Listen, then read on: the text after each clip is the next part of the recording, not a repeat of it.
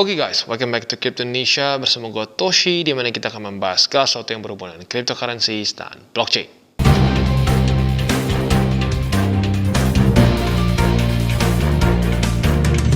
Oke, jadi pada hari ini guys, kita akan lanjut update mengenai on-chain analysis. Sudah cukup banyak yang nanya, Bang, ini setelah drop kayak gini on-chainnya gimana? Ya, dan ternyata ya dua hal yang sudah kita analisa di sebelumnya terjadi. Ya, apa itu? Tanpa lama-lama lagi langsung kita masuk ke videonya. Oke, jadi waktunya kita update on-chain sepertinya ya. Sudah ada beberapa yang nanya di grup, ada juga yang komen, Bang, bahas on-chain lagi Bang ya. Apa yang ngebuat si Bitcoin ini bisa sampai drop di bawah dari MA200 Weekly? Walaupun sekarang kita lihat ya, sudah recover lagi. Basically sudah di atas dari MA200 Weekly lagi ya. Nah, jadi kita akan coba cari jawabannya di on-chain. Nah, kalau gue pribadi ya, teori gue pribadi nih. Gue lebih cenderung curiga ke estimated leverage ratio. Ya, yang nanti tentunya kita akan bahas. Sekarang kita nggak bahas itu dulu. Ya, kita bahas dulu net flow. Nah, tapi lagi-lagi sebelum kita masuk ke pembahasan dari on-chain itu sendiri, kita harus mengerti apa itu on-chain. Ya, karena gue cukup yakin nggak semua ngerti apa itu on-chain analysis. Jadi on-chain analysis ini adalah sebuah analisa khas dan spesifik untuk dunia cryptocurrency. Ya, kenapa khas dan spesifik? Karena on-chain analysis ini adalah analisa data dari blockchain. Ya, blockchain apa? Ya tergantung. Lo mau lihat apa? Bitcoin, Ethereum, Cardano, dan lain-lain bisa lo lakukan di sini. Ya, tapi pada hari ini otomatis fokus kita lebih ke BTC. Kenapa? Ya karena lagi-lagi BTC adalah yang memimpin market cryptocurrency. Ya. Dan pertanyaan yang mungkin cukup juga sering terjadi adalah, Bang, maksudnya gimana sih analisanya? Emang kita bisa analisa apa? Nah, jadi seperti ini ya. Blockchain tentunya kita tahu adalah suatu ini ya, mungkin disebutnya public ledger ya, public ledger di mana semua orang bisa melihat ya transaksi yang terjadi, berapa besar, dari wallet siapa ke siapa ya. Transaksi pertama yang terjadi di blockchain-nya BTC atau Bitcoin yaitu adalah transaksi dari Satoshi Nakamoto ke dompetnya Halfini ya. Nah, yang unik dari cryptocurrency adalah dia tidak pernah berubah. Itu immutable. Sekali sudah tercatat di Bitcoin network, dia tidak akan bisa lagi berubah ya. Satu-satunya cara transaksi itu bisa berubah ya apabila terjadi serangan seperti 51% attack dan lain-lain atau hard fork ya. Ya kalau hard fork mungkin lebih bukan serangan ya, lebih ke pilihan untuk memecah network. Nah, ini membuat kadang-kadang orang bingung, apa yang membuat Bitcoin berharga? Nah, itu dia jawabannya. Ya, Bitcoin itu immutable dan transparan. Lu mau sogok berapapun, ya lu nggak bisa sogok ke siapapun gitu. Karena Bitcoin dimiliki oleh siapa?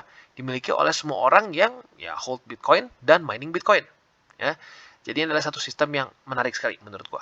Ya, nah lagi-lagi ya, satu lagi juga yang mungkin membuat Bitcoin berharga adalah bisa dibilang ini adalah satu software ya yang dari awal dia dibuat sampai detik ini nggak pernah down sekalipun ya, nggak pernah jam sekalipun, dan semua transaksinya tidak ada yang pernah bisa diubah sampai detik ini ya. Jadi kalau orang nanya apa underlying value-nya, ya itu dia software yang nggak pernah kejebol sampai detik ini ya. Karena gue bisa bilang nyaris ya sepanjang gue hidup ya, gue nggak pernah dengar ada satu software yang langsung saat jadi tidak pernah ada jamnya atau nggak pernah kena bug dan lain-lain. Nah, itu yang keren dari Bitcoin Network ya. Atau mungkin lebih tepatnya bukan bug lah, lebih tepatnya nggak pernah ngejam sama sekali ya. Dan selanjutnya buat kalian yang juga mungkin masih bingung, nah, blockchain ini kan ya lu bilang kan data nih Bang. Nah, datanya dari mana? Nah, contoh Ethereum Network salah satu yang paling terkenal ya, itu dia memiliki Etherscan. Nah, Etherscan ini kita bisa lihat ada berbagai macam transaksi ya, dari yang besar, kecil, dan sedetiknya pun ada beberapa banyak ya, bisa sampai kayaknya kalau Ethereum masih puluhan ya atau belasan ya. Nah, tetapi kita manusia normal tidak bisa menganalisa dari data tersebut. Kenapa? Ya karena terlalu random.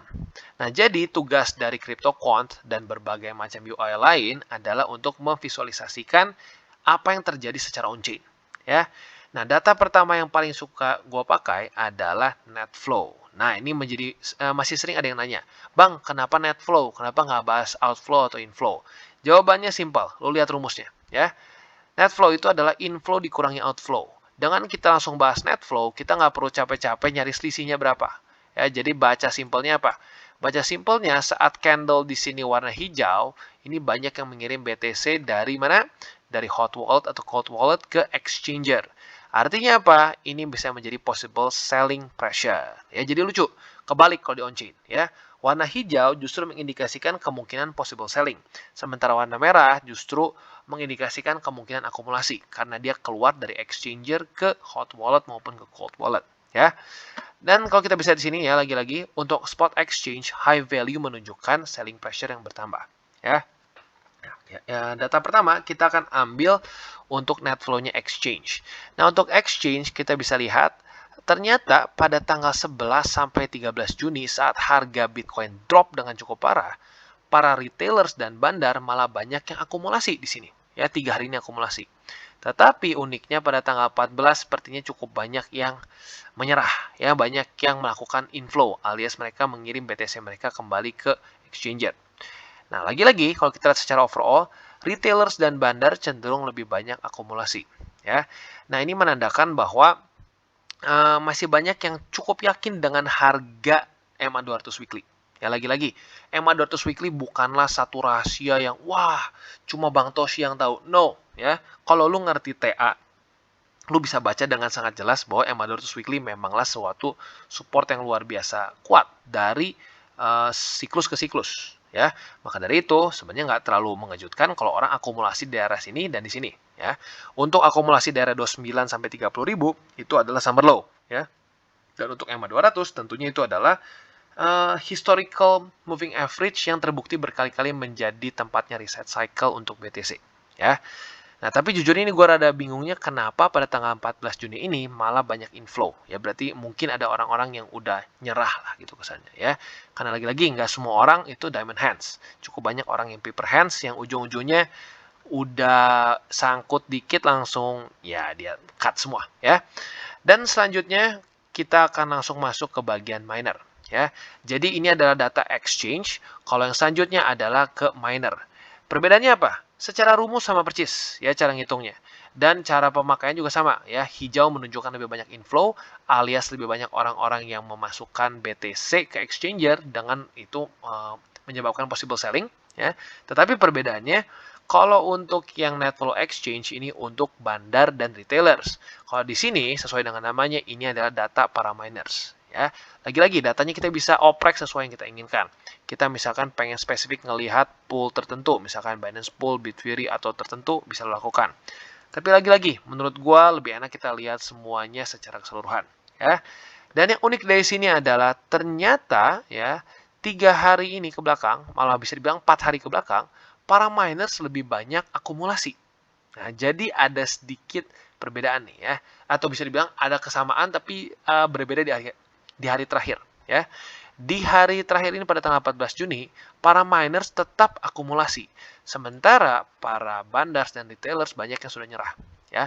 Ya, lagi-lagi mungkin alasannya adalah karena para miners memang sudah lebih lama juga dalam, ya, Bitcoin markets gitu. Jadi mungkin mereka merasa memang ini waktunya untuk just hold it gitu, ya. Jadi kurang lebih seperti itu, ya. Overall kalau kita lihat secara dari tanggal 11 sampai 14 Juni cenderung lebih banyak yang akumulasi sesuai dengan apa? Ya, ini sesuai dengan bukan prediksi lah, sesuai dengan analisa kita di mana MA200 weekly kemungkinan besar akan menjadi daerah akumulasi yang cukup baik. Oke, dan selanjutnya mumpung kita sudah bahas mengenai miner, ya, dan kalau kita lihat miner cenderung lebih banyak akumulasi, kita akan masuk juga ke MPI atau Miners Position Index. Nah, buat kalian yang mungkin baru pertama kali di sini, apa itu MPI? Ya, MPI ini adalah suatu rasio antara total miner outflow ke 1 year moving average dari total miner outflow. Aduh bang, bahasa dewa. Artinya apa? Ya, artinya kalau garis biru ini tembus titik-titik merah, artinya para miners lebih banyak menjual koin mereka, atau lebih tepatnya lebih banyak mengirim koin mereka ke exchanger yang mengindikasikan possible selling, ya. Jadi semakin dia tinggi menembus daerah titik-titik merah ini, semakin kemungkinan besar juga ya harga drop gitu. Dan ternyata kita bisa lihat MPI masih stabil di daerah sini. Ya, jadi lagi-lagi untuk para miners mereka nggak panic selling ternyata ya dibandingkan dengan tahun sebelumnya. Ya, walaupun beberapa kali di sini terjadi inflow, tapi gue ingatkan sekali lagi, para miners itu punya beban, ya mereka itu punya overhead cost, ada biaya listrik, biaya bulanan, biaya apa lagi, macam-macam. Ya, maka mereka mau tidak mau harus at some point jual Bitcoin mereka untuk supaya bisa menutupi ya cost mereka gitu kesannya, ya. Nah, tentunya MPI ini tujuannya adalah untuk menunjukkan apakah para miners lebih banyak menjual daripada biasanya atau tidak. Dan jawabannya adalah tidak. Ya, berarti para miners masih cenderung lebih menghold BTC mereka. Yang mereka cukup yakin ini akan bertahan di atas dari EMA 200-an, ya. Jadi kurang lebih seperti itu untuk MPI-nya. Dan sekarang kita akan masuk ke bagian yang mungkin gue juga cukup tertarik nih buat lihat datanya. Yaitu adalah apa? Estimated Leverage Ratio. Oke, dan selanjutnya kita akan masuk ke Bitcoin Estimated Leverage Ratio. Ya, lagi-lagi buat kalian yang mungkin masih baru pertama kali masuk ke on-chain, pasti akan bingung. Ya, jadi ini adalah suatu rasio antara open interest dibagi dengan coin reserve. Waduh bang, bahasa dewa. Bahasa simpelnya apa? Bahasa simpelnya, semakin tinggi garis biru ini, semakin tinggi juga leverage yang dipakai oleh lulu semua yang tukang main futures. Gitu, ya. Nah, semakin tinggi value ini mengindikasikan para investor mengambil resiko yang lebih lagi dalam derivative trading yang otomatis menggunakan leverage. Dan biasanya leverage-nya nggak kira-kira, ya.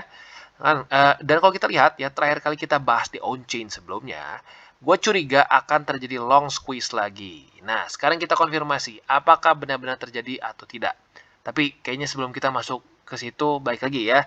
Buat kalian yang sudah sering dengar, ya bear with me, karena lagi-lagi nggak semua orang punya waktu buat ngikutin on-chain setiap saat. Ya, jadi lagi-lagi, estimated leverage ratio biasanya terjadi dua hal.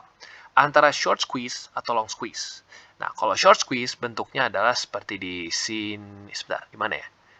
Sebentar. Yang paling gampang dilihatnya, nah di sini ya. Ini adalah short squeeze, di mana kita bisa lihat harga meningkat dengan sangat cepat, diikuti oleh estimated leverage ratio yang turun juga dengan cepat. Artinya apa? Artinya posisi short di sini banyak yang terlikuidasi sehingga estimated leverage ratio-nya turun. Nah, Bang, apa hubungannya posisi short sama naiknya harga? Nah, jadi gini ya, short position adalah posisi yang menahan harga Bitcoin supaya naik. Atau kalau dia lebih banyak, itu bisa membuat harga Bitcoin turun. Nah, sekarang pertanyaannya andaikan nih, ada si A di sini. Dia kena posisi liquid itu kalau di sini nih, ya. Nah, tiba-tiba harga naik, dia kena liquid. Berarti apa? Posisi short berkurang. Nah, naik lagi tuh. Nah, ternyata ada si B. Si B juga posisi liquidnya di atas dikit dari si A. Jadi dia kena. Kena lagi, kena lagi, kena lagi, kena lagi. Jadi efeknya adalah seperti api yang dikasih bensin. Ya, semakin dikasih bensin, semakin menggelegar si apinya. Ya, jadi kurang lebih seperti itu. Posisi shortnya banyak yang terlikuidasi. Maka dari itu seringkali disebut sebagai apa? Short squeeze. Squeeze itu dipencet. Ya. Berarti apa? Posisi shortnya dipencet, terkena likuidasi sehingga harga terbang. Ya. Nah, itu short squeeze. Untuk long squeeze, basically kebalikannya. Ya. Contohnya kita bisa langsung lihat di hari ini. Ya, ternyata teori kita benar. Ya. Lanjut lagi long squeeze sehingga harga drop sampai ke MA 200 weekly. Jadi literally bukan prediksi lah. Analisa kita kemarin right on point. Ya. Benar-benar ini yang akhirnya membuat harga Bitcoin drop sampai ke MA 200 weekly. Lagi-lagi leverage, ya. Jadi leverage ini adalah suatu pisau bermata dua untuk cryptocurrency market.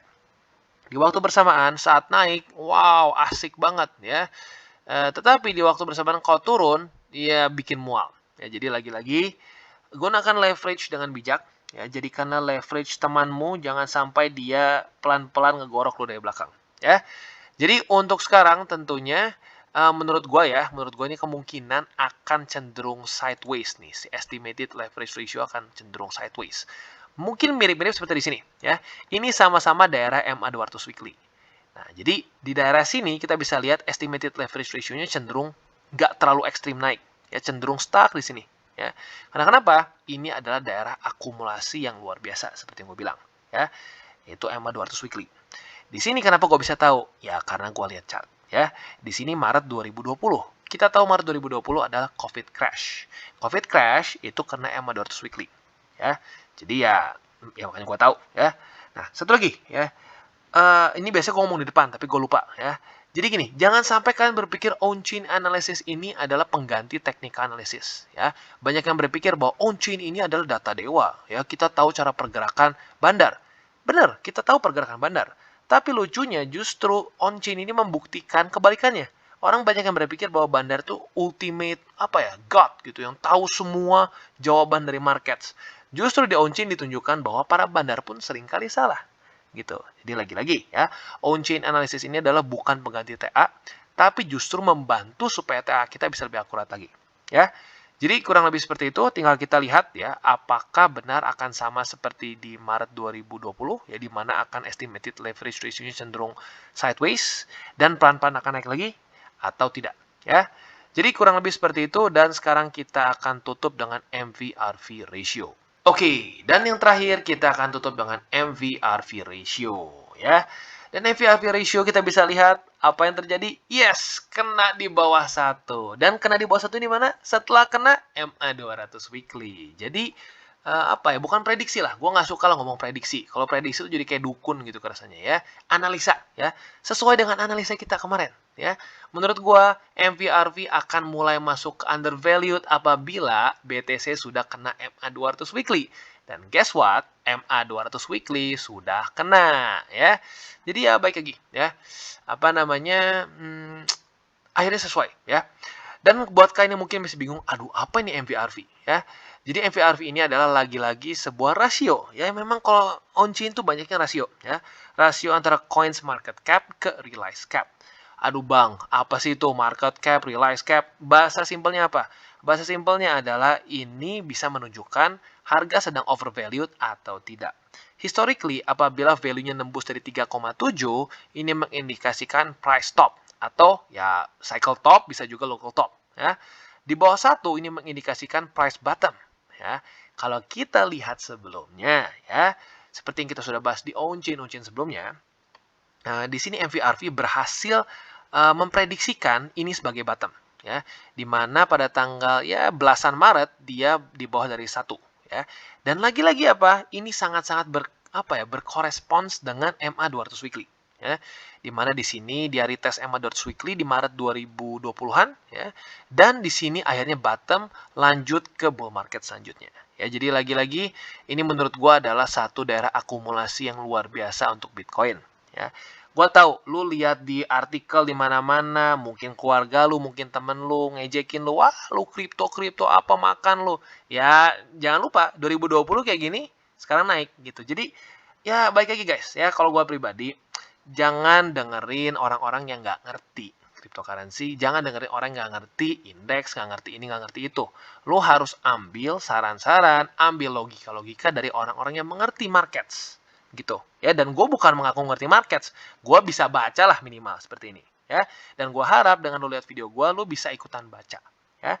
Lagi-lagi terjadi di 2020 saat dia tembus dari angka 1 ini adalah menjadi tempat yang sangat bagus untuk akumulasi Bitcoin ya. Dan kebalikannya, saat dia kena di atas dari 3,7, di sini local top, dan di sini basically dapat juga all time high lah, dekat-dekat all time high. Jadi lagi-lagi ya, bisa dibilang MVRV ini bisa menjadi salah satu cara yang cukup simple untuk kita bisa tahu kapan waktunya averaging dan kapan waktunya take profits untuk BTC ya.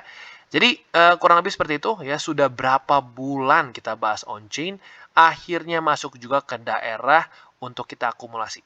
Ya, jadi tunggu apa lagi? Gua harap kalian sudah menyiapkan ya dana untuk akumulasi dan mulailah averaging di daerah ya dekat-dekat MA200 weekly ya. Jadi kurang lebih seperti itu, dan sekali lagi gue ingatkan, kuncinya adalah akumulasi, jangan all in, jangan pakai leverage yang nggak kira-kira ujung-ujungnya kena likuidasi. Ya.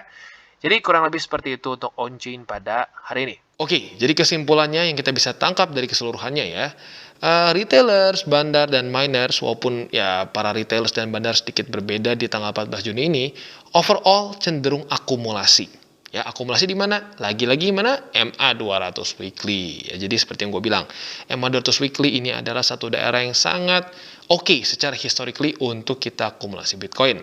Ya, maka ini sekali lagi jadi reminder, kalian bukannya harus meninggalkan TA kalau ngerti on-chain. Ya, biasanya lu bisa gabungin duanya ini dengan baik. Ya, jadi lu bisa membuat satu conclusion yang lebih lebih menyeluruh lah ya.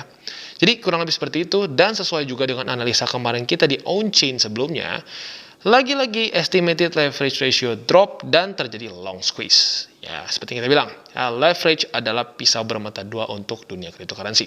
Ya, jadi kurang lebih seperti itu, tinggal kita lihat apakah akan terjadi pola yang sama seperti di 2020. Ya, dan apakah juga MVRV kali ini sesuai juga dengan 2020 kemarin, di mana dia bisa mengindikasikan bottom. Ya, jadi kurang lebih seperti itu untuk on-chain analisis kita pada hari ini. Dan buat kalian yang belum nonton DCWT atau Daily Charting with Toshi, bisa klik di sini, di mana kita akan daily chart your favorite cryptocurrencies. Dan buat lo yang mungkin masih bingung cara baca chart, candles, dan hal-hal mendasar lain, bisa juga klik di sini, ada tutorials with Toshi. Dan buat lo yang mungkin belum punya akun di Gate.io, di Bybit, di Huobi, dan banyak lagi, bisa cek link referral kita di bawah dan mulai trade. Ya, dan jangan lupa juga untuk join Telegram grup kita, di mana kita bisa ngobrol-ngobrol santai mengenai dunia cryptocurrency secara dua arah. So jangan lupa untuk like, subscribe, click the bell icon, and see you on the next video.